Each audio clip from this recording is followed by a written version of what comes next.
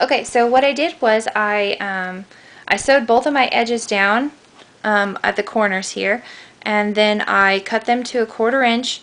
And what I'm doing now is I'm just pressing them flat. I went ahead and pressed one over here, and now what I'm going to do is press this other one open, and we're just going to open up our seam allowances and do a quick press right down the center to hold those in place.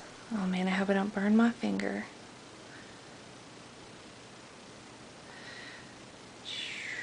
I might need to snip that corner just a little bit more. Yeah, let me grab my scissors.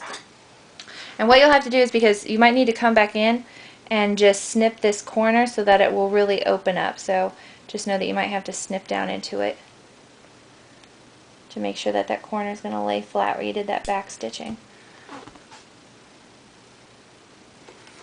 Okay, got that there.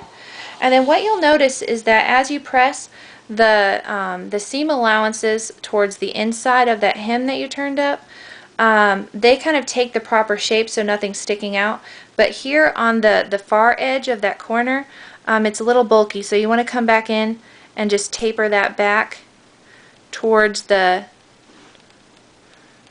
inward area of your hem that you turned up, so towards that top of the hem that you turned back.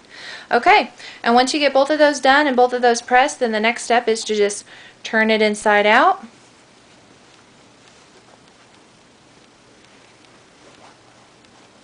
And what I like to do, and it's dangerous, I like to live on the edge, is I'll take my my scissor, and I think you could also use the cap of your seam ripper, and just I really want to kind of make that tip point at the end.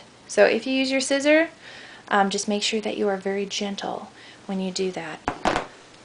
Okay, and then we are ready to kind of do our final pressing, and we're going to where we had originally had those crease lines that were showing us where to press on the wrong side of the fabric. We now want to come back in and gently press that inch seam allowance back so that everything will be finished on the right side.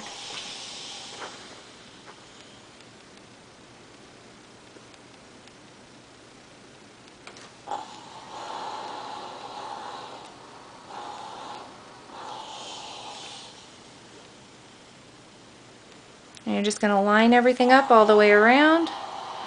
Hopefully everything's going to hit right about at that 1 inch marking. And then when you turn it over to the front side, what you have are very pointed corners that lay very nicely, and everything is finished on the inside. So that's what, when we say mitering corners, that's what we just performed there. And just make sure that you label this sample and place it in your binder.